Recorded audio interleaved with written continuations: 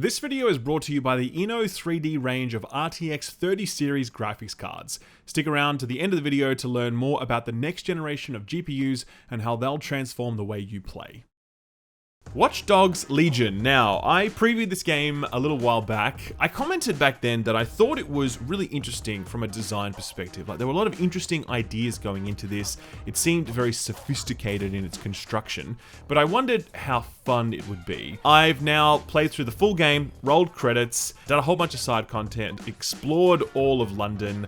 I'm pleased to tell you that I can recommend this game to you. I can, definitely. It's not a game that I would say is incredible, amazing, oh my god, yes.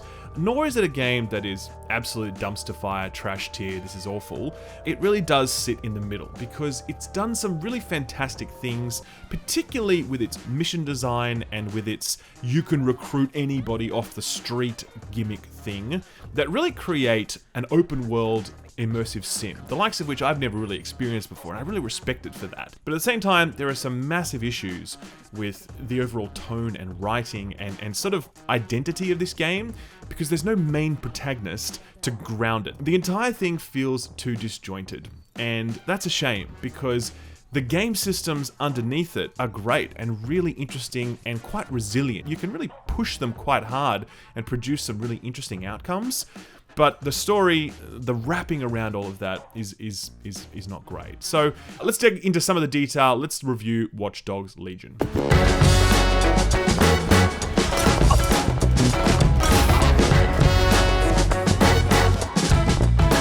Let's start with performance, because this is an interesting point for this game. I actually played this on an RTX 3080, and this was the test for that card, which I was very excited about. You'll notice the footage you're seeing is actually an ultra-wide. Apologies to anyone not doing ultra-wide. The reason I'm using that footage is because I'm on a temporary setup right now that only has access to an ultra-wide monitor. I don't plan to make ultra-wide content going forward. You will see some black bars at the top and bottom if you're not watching on an ultra-wide monitor. Sorry about that. Now, it's important to note that I jacked absolutely everything to ultra, and I mean every single setting was as high as it could go, including I also had full ray tracing enabled on ultra. There's also DLSS enabled on this as well, which I'll talk about more at the end of the video, but essentially it gives your graphics card a bit more headroom to operate. I had that set to quality image as well to make sure that things were running as well as they could while still looking as good as they could. I was able to get this to around 40 to 50 FPS pretty regularly most of the time. That might sound a little low and you'd say, well, why aren't you getting like 120 frames, etc. I'm pretty sure I'm just CPU capped at this point. Nothing I could do would improve that frame rate. Even dropping the settings and whatever else, I really couldn't get it much higher than that. So yeah, my system is not fully optimized for this next generation graphics card at this point. Either way though, 50 FPS with full ray tracing enabled on a next gen game running on ultra wide at 3440 by 1440, that's impressive. And that's before, by the way, the NVIDIA drivers come out for Watch Dogs Legion, which we can expect some performance uplift in there as well. Overall, though, I will tell you this. I'm very impressed with the performance of this game. The frame rate issues that I'm experiencing are probably to do with my system more than the game itself. I encountered very few issues or bugs, and I was very impressed with the options menu. I think that if you have a PC, you're going to be able to tweak this game to get it to run well on your system. By the by, I've also spoken to a number of other people who have tested this game, and they've had great things to say about performance as well. So, that's that. Let's talk about the world. This game is really stunning to look at. It's beautiful. It is a true next-gen showcase. Piccadilly Circus, man. Amazing. This is obviously a fully ray traced game. I had ray trace turn up to the absolute max here, like ultra setting. It was so transformative. Just seeing the way that light bounced off all of these environments, the way that it reflected off metal and puddles, just the sheer immersive quality of ray tracing in this game was fantastic. London itself is beautiful. It's very faithfully recreated. It's not one-to-one, obviously. It's a more condensed version of it, but it does have all the sights and sounds that you'd expect. It has Piccadilly Circus, it has Buckingham Palace, it has the Tower of London and Tower Bridge, it has the walkie-talkie building and the Shard and all that stuff. I have been to London a few times in my life, and I could actually navigate around some parts of it because it was so faithfully recreated. did. But on top of that, the artists have also just gone to town with it. They have definitely improvised with certain sections of the city and made it their own, particularly with their use of graffiti. There are certain boroughs that you'll enter that are just covered in different street art, and they look awesome. It really adds a completely different feel to the city. It adds a lot of texture and a lot of sort of identity that I think a game like this really needed. There is a lot to see in this world, but unfortunately, there isn't really a lot to do. This brings us to the open world structure of this game. Now, there's a few different boroughs of London. There's 7 or 8 of them, and each of them start sort of completely under control by Albion, who are the bad guys. There's sort of like paramilitary unit who have taken control of London for everyone's safety, of course. The way it works is that you'll go around town completing missions, and you'll also have the chance to take down certain strongholds that will then look to incite the local populace. And if you take down enough of those strongholds, the people will sort of become upset, and that then reveals all of the collectibles on that section of the map for you, and it also unlocks an operator for you, okay?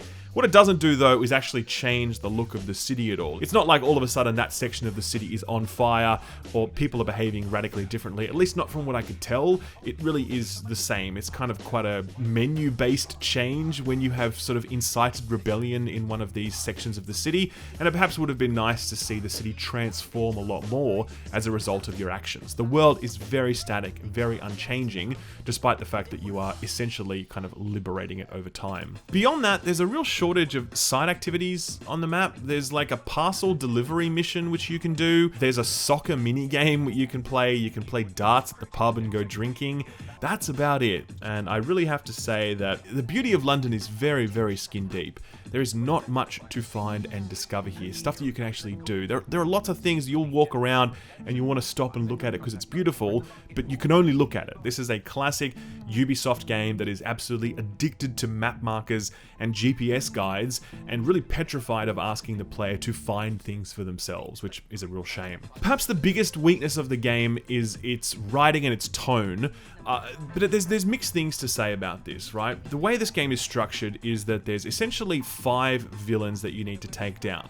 Again, classic Ubisoft. They each have their own sort of sub-stories that you're going to go through, right? Some of these sub-stories are really interesting, and they are to do with artificial intelligence, uploading your consciousness to the cloud, or some kind of gang that's, trafficking organs and the slave trade and whatever else. Some of them, though, are just really generic, like super evil Bond villain stuff, or just really phoned in kind of spy game sort of stuff that's just not interesting. It swings pretty wildly between pretty decent writing and pretty average writing.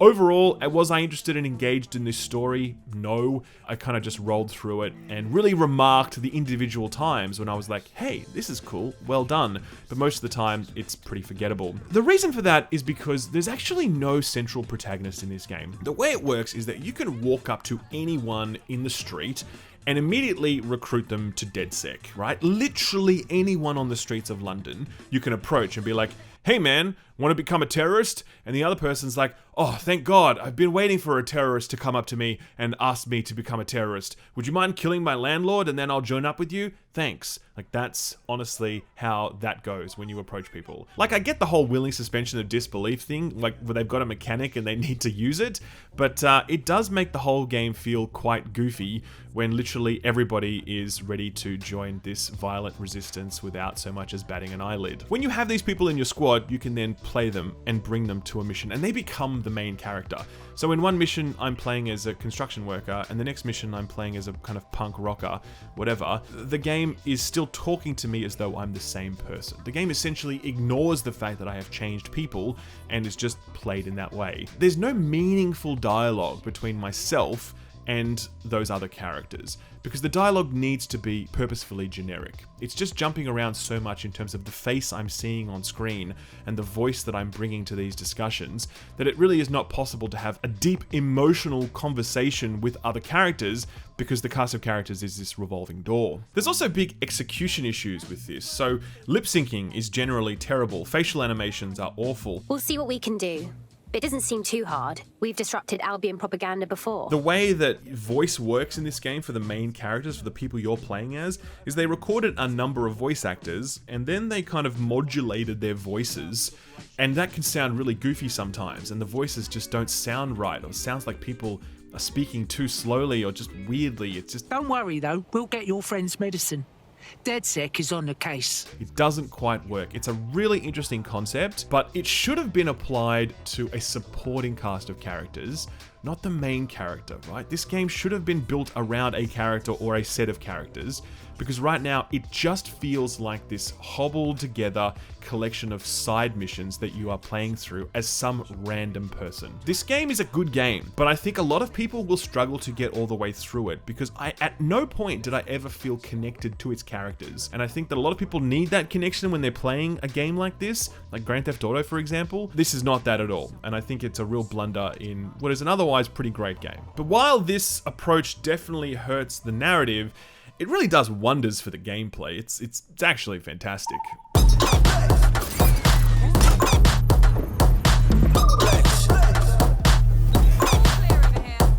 At the beginning, while I was playing, I wasn't really enjoying Watch Dogs Legions that much. I realize now that at that start, I was not engaging the game's systems enough. I was not engaging the recruitment system, and I was not utilizing the flexibility available to me in each mission. I started to get to grips with it in this mission here, where I was starting to improvise a little bit more with the abilities available to me, but it eventually sort of clicked for me here in this mission, where I arrived at the scene, I was able to scope it out with different security cameras from different angles. I found out there was a door I needed to unlock. I found where the key was, and I was able to remotely download that key. I then took down the security system to be able to get in, but I made a mistake, and then it was on, and I had to shoot some guards and shoot a few more guards and made my way inside, and then I took a quick photo of the intelligence that I needed to steal, and then I hauled us out of there, and then I caught a drone and flew out over the Thames with London Bridge in the distance. Now, that's pretty cool. There's a lot of improvisation that went into that moment, looking around at a scene and deciding the way that I could enter. I could have completely stealthed my way through that had I wanted to. I could have gone full frontal from the very beginning had I wanted to and not bothered with any of the surveillance and whatever else. But those were the tools that are available to me, and I use them all on the fly. And this is ultimately where the game is strongest. It gives you a tremendous number of ways to approach each mission, either through your character and their unique perks, or through the actual mission design itself. When it comes to perks, each person that you recruit has their own stuff going on, right? So I have one person who is a construction worker, which means that when she's on construction sites, nobody bothers her, and she can kind of walk past people until they sort of see her a bit more closely, and then they cause an issue. But then I can take them down anyway.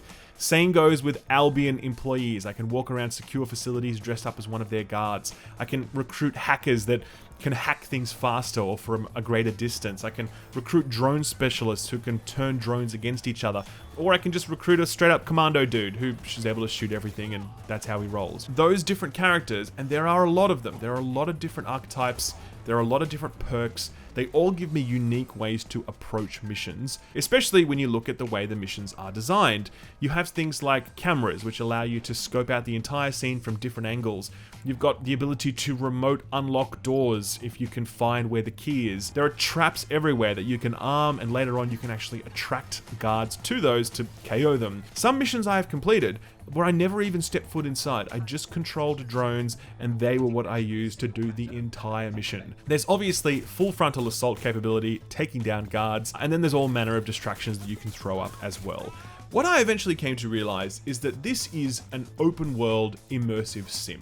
And if you're unfamiliar with immersive sim, it's stuff like Deus Ex or Prey or Dishonored, games that rely less on RPG stat checks and, like, do you have the key or not, and rely far more on systems like controlling lightness and darkness, or distracting guards, or getting enemies to turn on each other, right? Immersive sims are generally about utilizing your capabilities to manipulate the environment to your advantage, and Watch Dogs Legion is just that. It's an open world immersive sim, and it's actually a very good one. Here in this mission, I never really had to take any risks here because of the approach that I took. I could kind of scope the scene from a distance. I took in a drone, I took out a whole bunch of guards, I zapped security, and then I made my way in, like, no problem at all. That was one option available to me when I could have approached it a completely different way. The Tower of London mission is particularly excellent, where I'm dressed as one of the Albion guards, kind of just making my way through through there subtly taking people down. I didn't need to do that. I could have brought my commando guy and just absolutely murdered everyone, which is what I did later on in a subsequent mission. It's not easy to create a game that has that sort of flexibility baked into it and where all options are equally viable. Beyond this more systemic freedom, there's also just some really cool missions. This mission here is great. I'm basically climbing Big Ben in a spider bot in this really cool platforming sequence. The London Eye mission here was fantastic, where I needed to basically dogfight with drones while they were trying to take me down. This next one, I'm controlling this micro drone flying through PC hardware. It looks like I'm flying through like a next-gen console or something, you know, and I'm literally taking down all its circuitry from the inside. There is a lot of imagination on display with each of these missions, and there's a lot of variety, and I really enjoyed them. This is what carried this game for me more than anything else, that they really put a lot of effort into crafting these beautiful systems that could be used in a variety of ways to approach objectives how I wanted. Simultaneously, they also designed some pretty cool missions with a lot of diversity and just unique stuff to them. The one downside, though, I would say, is that there's not a lot of action going on in this game.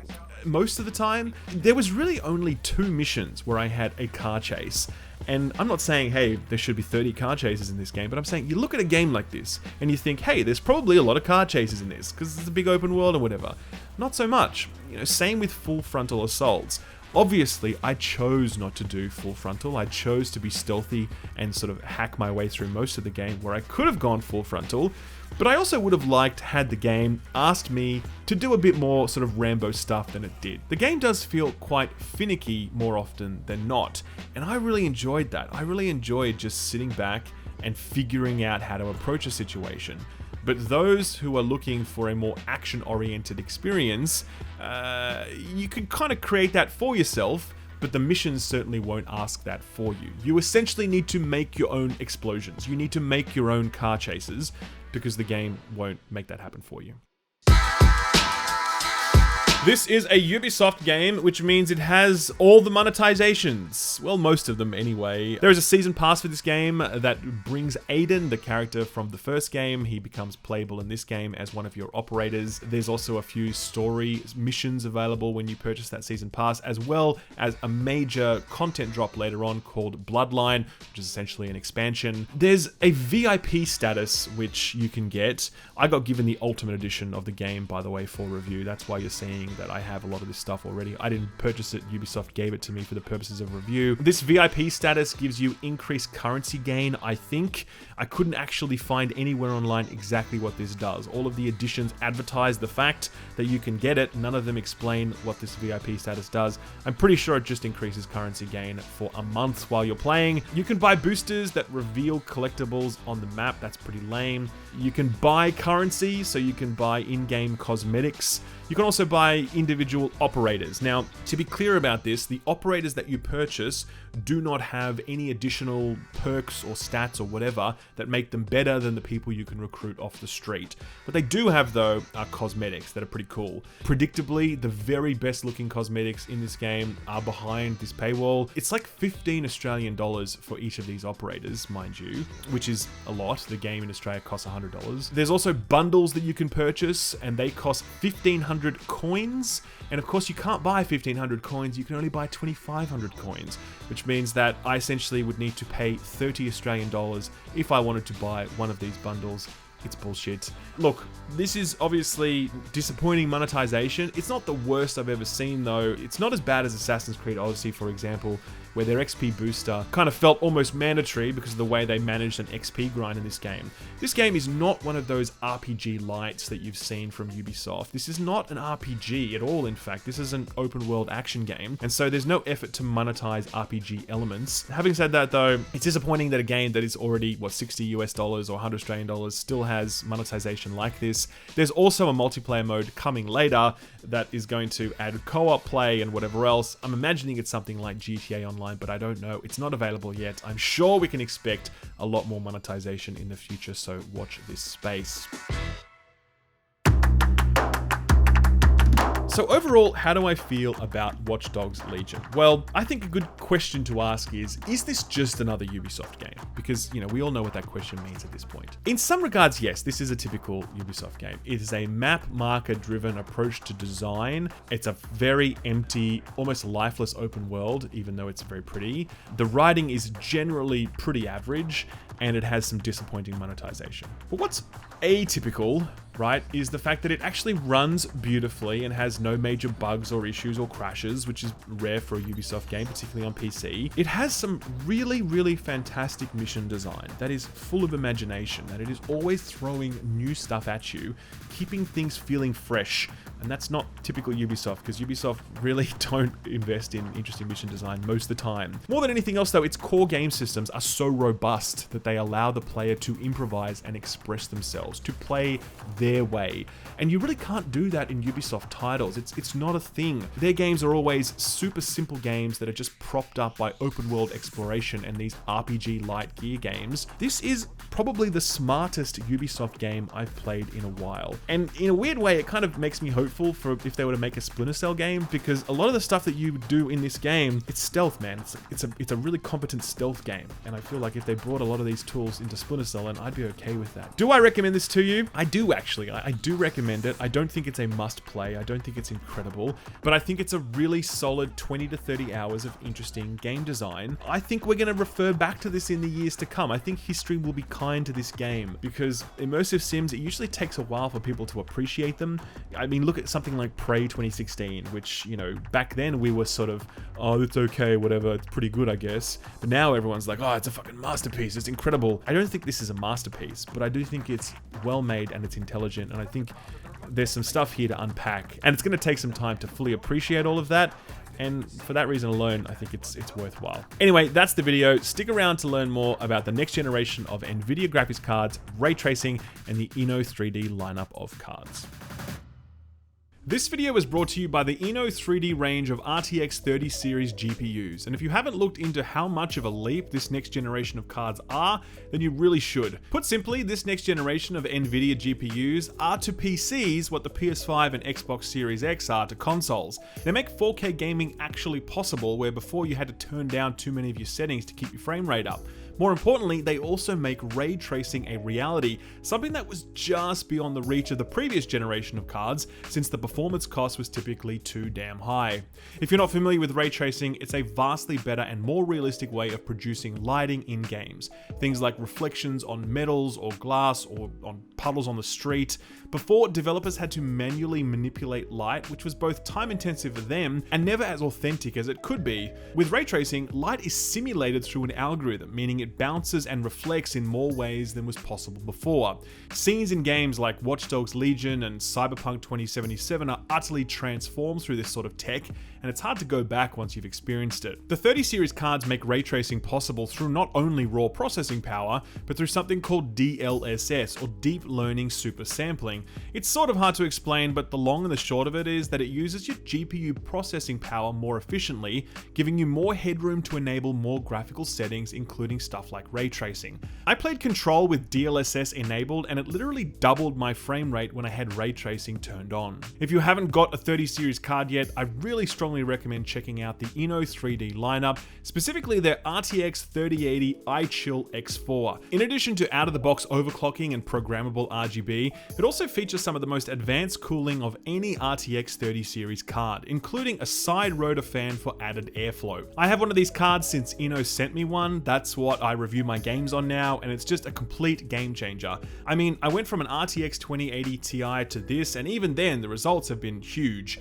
If you want the absolute best performance out of your PC, then there's really no better upgrade you can make. To learn more about ray tracing and DLSS, check out NVIDIA's website, and to grab yourself an Eno 3D RTX 3080, check out their website. I'll leave links in the description below.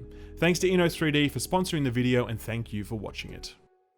Thanks for watching my video. If you liked it, give it a thumbs up. If you didn't, give it a thumbs down so I know to do better for next time. If you enjoyed yourself, consider subscribing, and if you really enjoyed yourself, maybe consider hitting that notification bell so you never miss a video. You can see my patrons here on the left. They're awesome. They're amazing. If you want to join them, check out my Patreon page. Thank you again. I'll see you next time. Bye-bye.